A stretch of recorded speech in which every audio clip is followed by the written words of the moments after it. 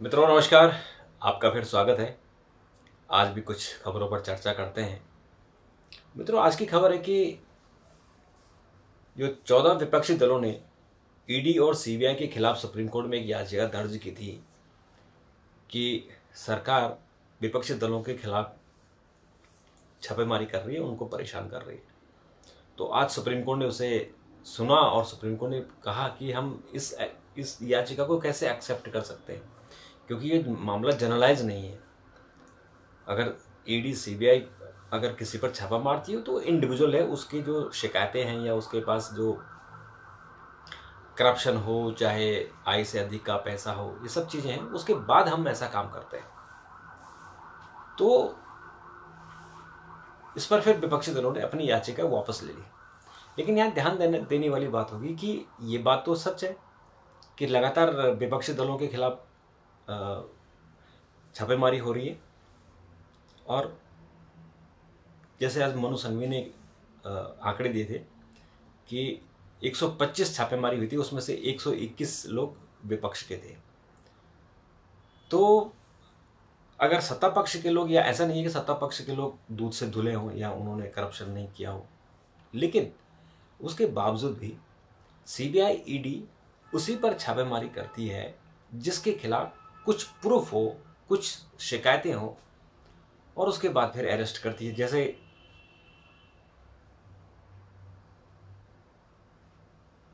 मनीष सिसोदिया को लेकर केजरीवाल कितनी सफाई दे रहे थे और कह रहे थे कि बिल्कुल ईमानदारी, कट्टर ईमानदारी, लेकिन जब ईडी ने और सीबीआई ने उन्हें अरेस्ट किया तो उनके खिलाफ बहुत सारे ऐसे प्रूफ मिल रहे हैं।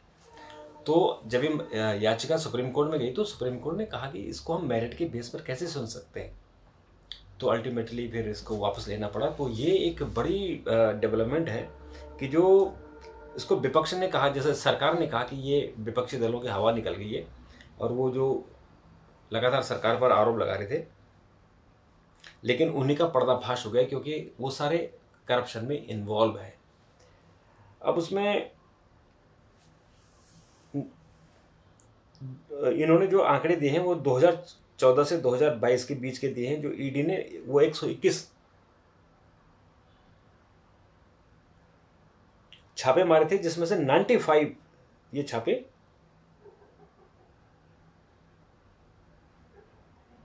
सरकार जो अपोजिशन है उनके खिलाफ थे। तो इस पर आज याचिका पर विचार करने में शीर्ष अदालत की अनिच्छा को भांपते हुए राजनीतिक दलों की ओर से पेश हुए अधिवक्ता एएम सिंघवी ने याचिका वापस लेने की अनुमति मांगी। पीठ ने आदेश दिया, अधिवक्ता इस स्तर पर याचिका वापस लेने की अनुमति चाहते हैं। याचिका तदनुसार वापस ली गई मानते हुए खारिज कर दी जाती है। पीठ ने कहा, आप कृपया तब हमारे पास आएं जब आपके पास कोई व्यक्तिगत आपराधिक मामला या मामले हों। व्यक्तिगत हो, क्योंकि जनरलाइज नहीं हो सकता है कि सीबीआई सब पर छापेमारी ना करे ऐसे भी, क्योंकि इसमें कुछ तो प्रूफ होता है। और पीठ ने कहा कि किसी मामले के तथ्यों से संबंध के बिना सामान्य दिशा निर्देश देना खतरनाक होगा। मतलब ऐसा नहीं हो सकता कि अगर सुप्रीम कोर्ट आदेश दे दे कि सीबीआई किसी पर छापा नहीं मारेगी और पता लगे कि वो करप्शन में इन्वॉल्व है, तो ये खतरनाक होगा। तो शुरुआत में सिंघवी ने कुछ आंकड़ों का हवाला दिया। उन्होंने कहा कि 2014 से 22 तक संघीय जांच एजेंसियों द्वारा लक्षित किया गया है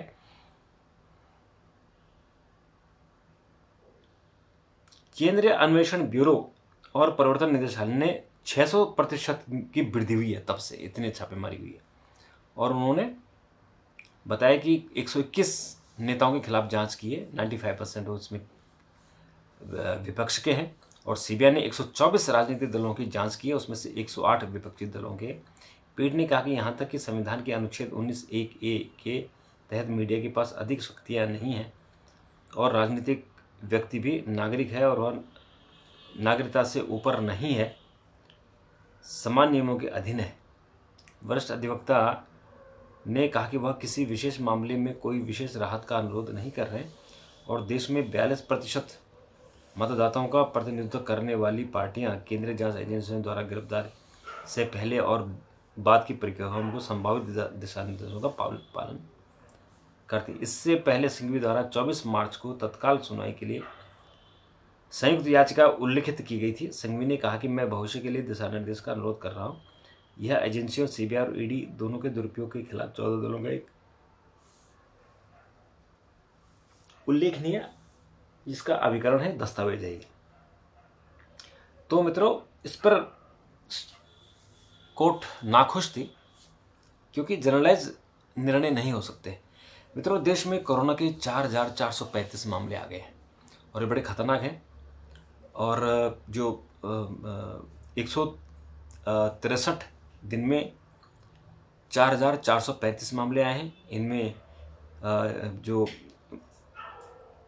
संक्रमण के महाराष्ट्र में 4, छत्तीसगढ़, दिल्ली, गुजरात, हरियाणा, कर्नाटका, पुडुचेरी, राजस्थान में 1-1 व्यक्ति की मौत हुई है। और इस बार जो मरने वालों की टोटल संख्या वो 5,30,916 हो गई है। और संक्रमण के आंकड़ों का पुनर्मिलान करते हुए केरल के वैश्विक महामारी के लिए जान गंवाने वाले मरीजों की सूची में 4 नाम और जुड़ गए हैं। और दैनिक जो दर है, संक्रमण की दर है, वो 3.38% होगा। ये भयानक है, ज़्यादा है। आज सिसोदिया को ईडी की कोर्ट में पेश किया गया था क्योंकि वो ईडी की हिरासत में थे। सीबीआई की हिरासत, तो वो फिर ईडी की हिरासत में चले गए थे। तो आज जब उनको पेश किया गया तो प्रवर्तन निदेशालय ने कोर्ट को बताया कि सिसोदिया के खिलाफ नए सबूत मिले हैं। तो अब ये कितना इसमें सच्चाई है तो खैर जब ट्रायल चलेगा, ईडी कितना उसमें सबूत इकट्ठा कर पाती है ये तो बाद में पता लगेगा। लेकिन फिलहाल तो लोग ये मान के चलने के मनीष सिसोदिया ने गड़बड़ की होगी। दीपक बॉक्सर को दिल्ली लाया गया। गैंगस्टर हत्या और जबरन वसूली के 10 सनसनीखेज मामले इनके खिलाफ चले।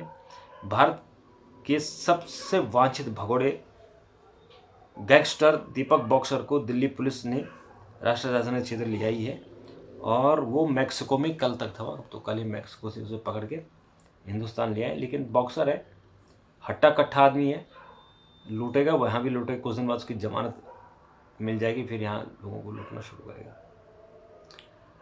एनसीईआरटी की किताब से गांधी व संघ से कुछ पोर्शन हटा दिए गए हैं जिनमें आरोप थे, जैसे कि संघ पर कुछ समय के लिए प्रतिबंध लगा था, इस लाइन को हटा दिया गया है। महात्मा गांधी ने हिंदू मुसलमानों की एकता के लिए कोशिश की थी और उससे जो हिंदूवादी संगठन है, कट्टर हिंदूवादी, वो भड़क गए थे और उन्होंने फिर महात्मा गांधी की हत्या की।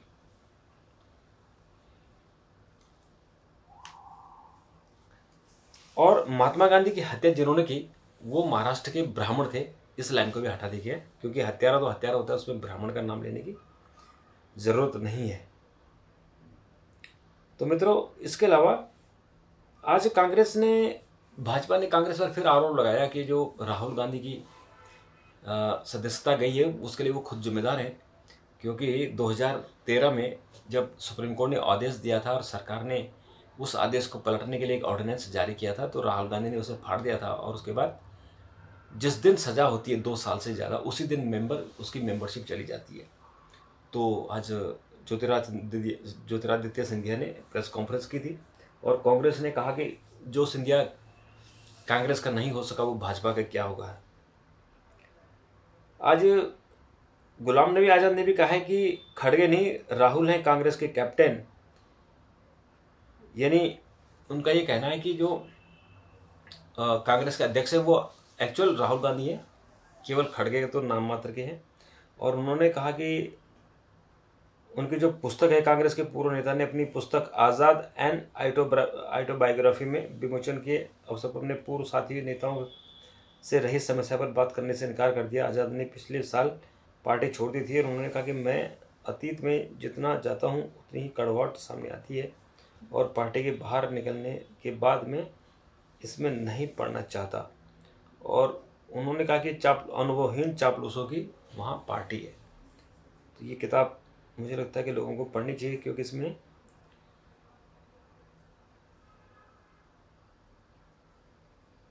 कांग्रेस ने कहा कि चीन को लेकर भारत सरकार को सर्वदलीय बैठक बुलानी चाहिए ताकि इसमें दूध का दूध और पानी का पानी हो और सरकार विपक्षी दल को सच बताए कि चीन ने कितनी हमारी ज़मीन पर कब्जा किया। क्योंकि कल ही खबर आई कि अरुणाचल के 11 गांव हैं उनका नाम चीन ने बदल दिया है।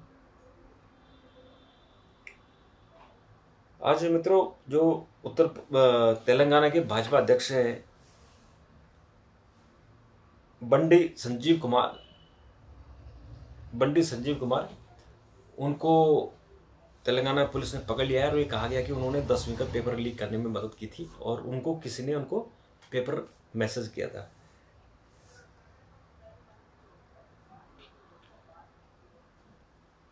इस पर भाजपा का कहना है कि जो कि टीआरएस के नेता, या अब तो बीआरएस हो गई है, उसके नेता केसीआर, वो खुद ही इन्वॉल्व हैं भ्रष्टाचार में, तो वो अपने मुद्दे छुपाने के लिए उन्होंने भाजपा के नेता की गिरफ्तारी की है।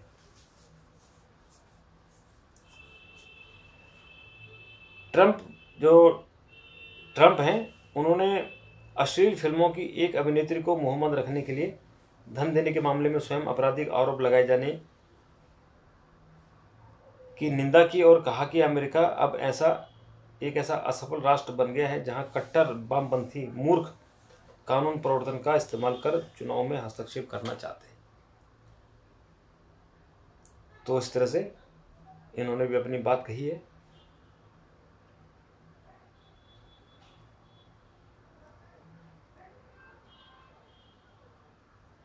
तो मित्रों आज के लिए, आज पार्लियामेंट का आज भी नहीं चली लोकसभा राज्यसभा, क्योंकि अपोजिशन अडानी के मामले में जेपीसी लाना चाहती है। तो कल इसमें देखते हैं कि क्या चलेगी। कल तो आखिरी दिन है बजट सत्र का, तो कल भी शायद नहीं चलेगी।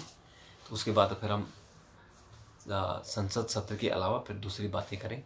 अगर आपके पास कोई सुझाव हो, कोई आपके विषय हो तो ज़रूर बताएं, मैं फिर उस पर वीडियो बनाने की कोशिश करूँगा। तब तक के लिए नमस्कार, थैंक यू, धन्यवाद।